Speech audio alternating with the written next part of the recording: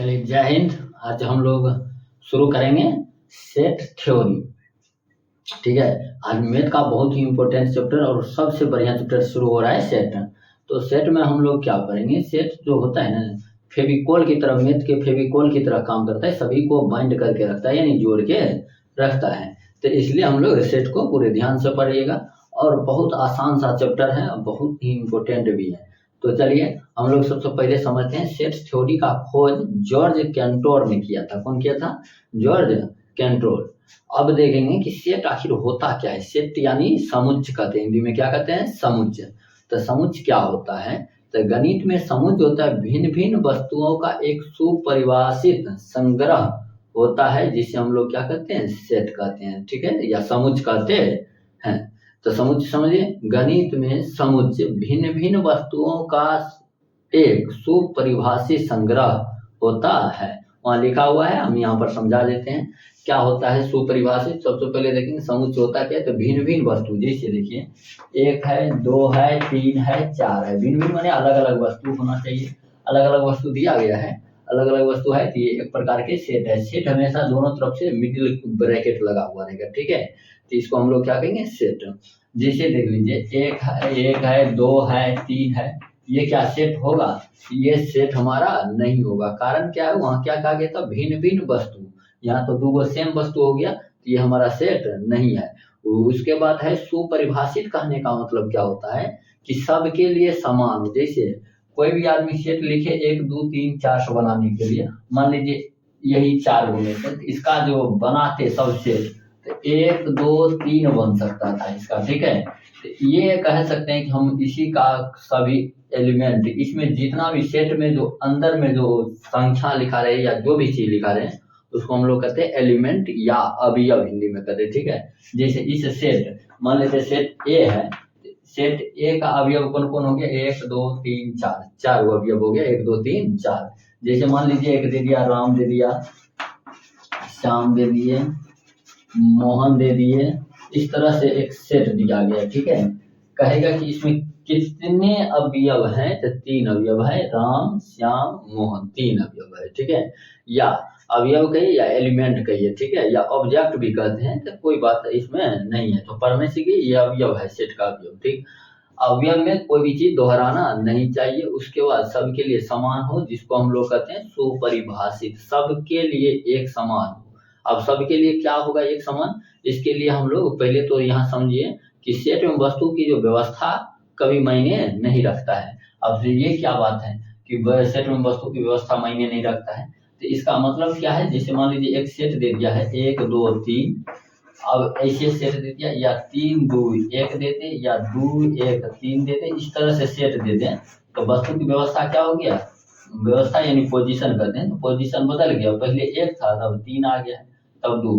क्या ये अलग अलग सेट है? तो ये अलग अलग सेट नहीं है। हम लोग अवयव देखेंगे, यानी ऑब्जेक्ट जो इसमें है, इसमें क्या क्या है? 1 है, 2 है, 3 है। इसमें भी क्या है? 1 है, 2 भी है, 3 भी है। इसमें भी देखिए तो 1 है, 2 है, 3 है। तो ये समान सेट हो गया। ठीक है, तीनों सेट क्या है? समान है। तो इसी को कहते हैं कि सेट में वस्तु की व्यवस्था मायने नहीं रखता है। इधर उधर लिखल है, इसको सेट बदलता नहीं है, सेट वही का वही रह जाता है। ठीक है, तो पहला बात ये, आप लोग पहले तो सेट को समझ गए।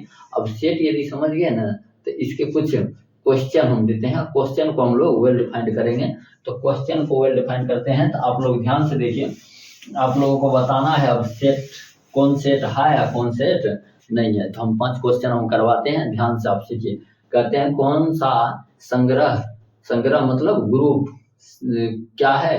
समुच्चय है।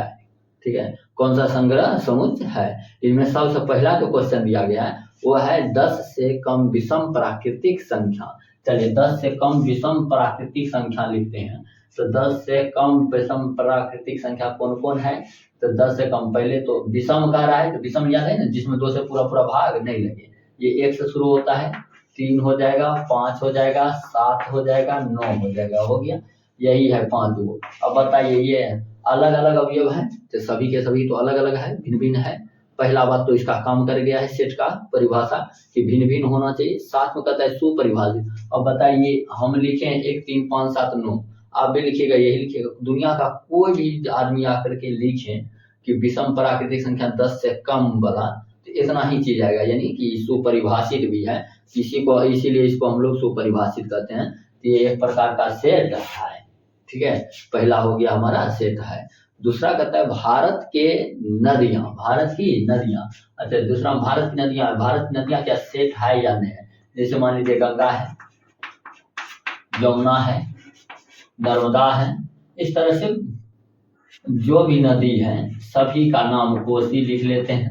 अपना बिहार का शोक नदी है इसलिए लिख दिए हैं। और क्या आपको क्वेश्चन भी याद रखना है, पूछ देता है बिहार का शोक नदी किसे कहा जाता है, तो कोसी नदी को कहा जाता है, ठीक है।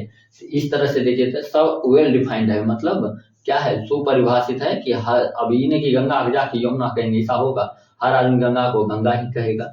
इसलिए ये क्या है, अलग अलग तो नाम है ही, और साथ साथ क्या है, साथ साथ ये सुपरिभाषित भी है, इसलिए ये भी क्या होगा, ये हमारा सेट होगा, ठीक है। ये भी हमारा क्या है, सेट है। तो ये बात दो को क्वेश्चन सही हो गया। तीसरा देखते हैं, तीसरा कहता है अंग्रेजी वर्णमाला के स्वर। तो अंग्रेजी वर्णमाला के स्वर क्या होते हैं।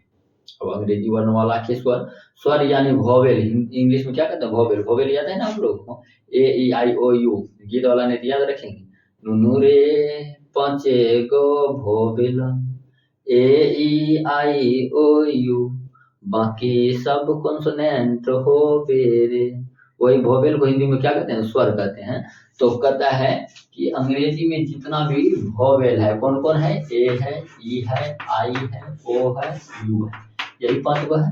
चलिए 5 गो। अब बताइए, दूसरे टीचर से आप पूछिएगा तू क्या 5 गो छोड़ के दूसरा कौन बताएगा, छठा कोई नहीं बताएगा। तो ये क्या है, सुपरिभाषित भी है और निश्चित भी है और अलग अलग भी है, भिन्न भिन्न है, अलग अलग चीज। तो ये हो गया हमारा एक सेट, यानी तीसरा भी हमारा क्या हो गया, सेट हो गया। बस हो गया खत्म। चलिए, सेट को खाली पहचानना ही सीखना है ताकि सेट में हम गलती नहीं करें, पहचाने नहीं पाए और गड़बड़ आ जाए ना। चलिए अगला चौथा है अपना, भारत के सभी सुंदर लोग। अब भारत के सभी सुंदर लोग को देखते हैं। सुंदर लोग में देखिएगा चौथा क्वेश्चन को, मान लीजिए आपके अनुसार आप बताइए क्या, कौन कौन आपके लिए सुंदर है, कौन कौन सुंदर है आप बताइए। अपना अपना सबका चॉइस होता है। जैसे मान लेते हैं कोई बोल दिया ऐश्वर्या, ठीक है, हाँ, और बोलिए कोई और सुंदर लोग में, रणवीर, इस तरह से।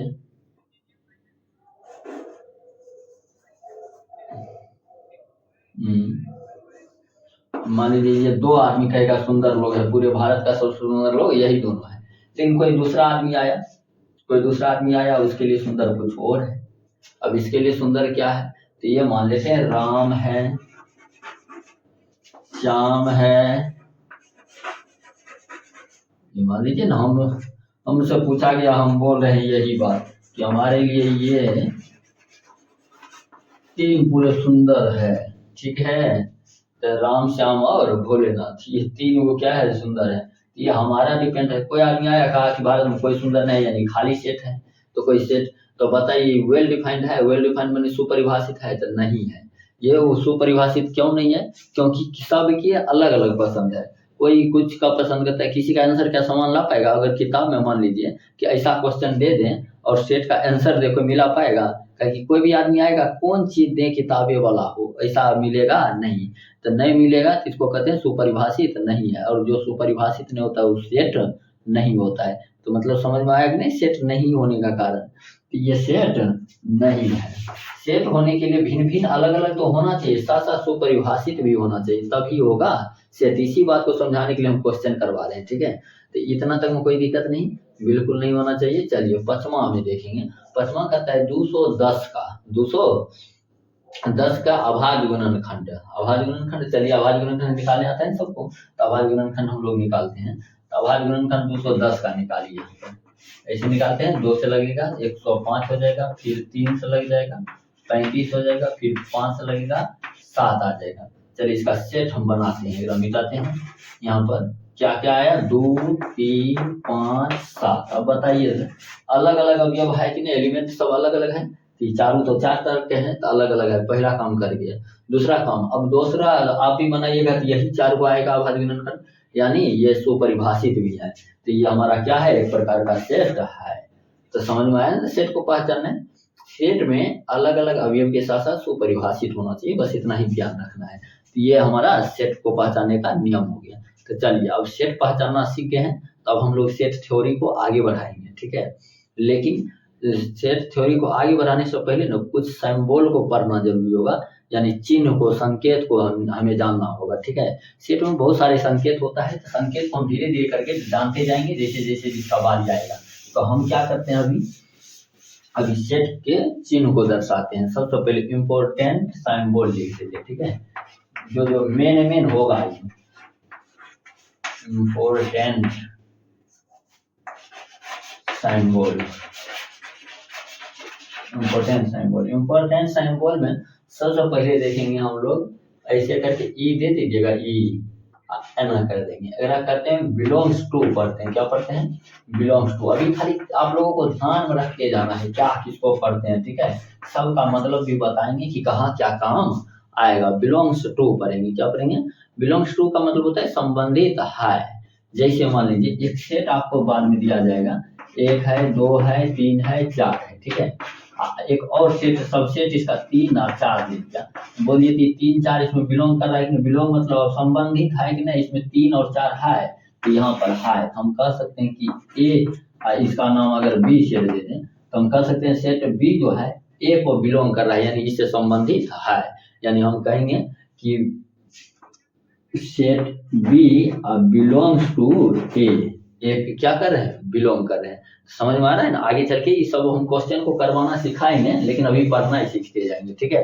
बिलोंग्स टू पढ़ेंगे, क्या पढ़ेंगे, बिलोंग्स टू। अब देखो उल्टा ए दे देंगे, उल्टा ए, उल्टा हो गया ए। इसको क्या पढ़ेंगे, इसको पढ़ेंगे क्या, तो इसको पढ़ते हम लोग फॉर ऑल या एवरी ऑल, ठीक है। फॉर ऑल या एवरी ऑल। अच्छा, फॉर ऑल होने क्या होगा, सभी, सभी में या प्रत्येक में, प्रत्येक में या सभी में। तो सभी के लिए या प्रत्येक के लिए कहेंगे तो फॉर ऑल, ठीक है। अब प्रत्येक के लिए क्वेश्चन में जब हम करवाएं तो उस समय पर आप लोगों को इसका प्रयोग भी बताएंगे, ठीक है। अब उल्टा ई दे देंगे, उल्टा ई रहेगा ना, तो इसको कहते हैं देयर एग्जिस्ट, देयर एग्जिस्ट, वहां, कौन चीज, वहां है। अब जो चीज वहां उपस्थित होगा उसको कहेंगे देयर एग्जिस्ट, ये चिन्ह के द्वारा दर्शाएंगे, ठीक है। तो देयर एग्जिस्ट पढ़ेंगे, बस पढ़ना है, सीखना है आपको, ठीक है। उसके बाद ऐसा चिन्ह रहेगा खाली लाइन, लाइन खाली रहता है तो इसको हम सच दैट पढ़ते हैं, ठीक है। अच्छा, इसका एक और सबसे मेन चीज कि ऐसे या दे देते हैं, और इसको सच दैट या 2 बिंदु दे देगा अनुपात जैसा, इसको भी हम लोग सच दैट ही पढ़ते हैं। ये दीजिए चाहे ये दीजिए, दोनों बात सेम है, ठीक है। तो यही ठीक है, ज्यादातर पर यूज करेंगे। तो इसको क्या पढ़ेंगे, सच दैट, सच दैट। तो याद रहेगा ना, ये लाइन रहे या 2 बिंदु रहे तो क्या कहेंगे, सच दैट, मतलब ऐसा है कि। सच दैट का हिंदी में क्या कहते हैं, ऐसा है कि। अब एक बचा है कॉमा, कॉमा रहता है तो इसको एंड पढ़ते हैं, ठीक है। अब कॉमा नहीं पढ़ेंगे यहाँ मैथ में, एंड, एंड पढ़ेंगे मैथ में। बस यही चिन्ह बड़ा मजेदार सब है, ठीक है। तो ये जो सेट का जो चिन्ह होगा सब ये सब मजेदार होगा, खूब अच्छा लगेगा पढ़ने में। तो ध्यान में रहेगा, इसको क्या पढ़ना है, बिलोंग्स टू, बिलोंग्स टू जहां भी लगा रहे, जैसे में ए है ऐसे करके बी दे दिया, ए बिलोंग्स टू बी, ठीक है। इसको क्या पढ़ेंगे, फॉर ऑल, उल्टा ए, फॉर ऑल उल्टा ई, देयर एग्जिस्ट। याद रखना है कि एक लाइन दे दे या 2 बिंदु दे दे तो इसको हम लोग सच दैट पढ़ेंगे, और कॉमा लगा दे एंड पढ़ते हैं। अब हम लोग अगला चलेंगे, अब हम लोग सेट थ्योरी की तरफ, ठीक है। अब सेट थ्योरी सीखेंगे तो अगला वीडियो में आप लोग को सिखाएंगे सेट थ्योरी। तो आप लोग इतना तक कर लीजिए अच्छे तरीके से याद। आइए अगला वीडियो में मिलते हैं, हम लोग अच्छे ढंग से सीखेंगे सेट को।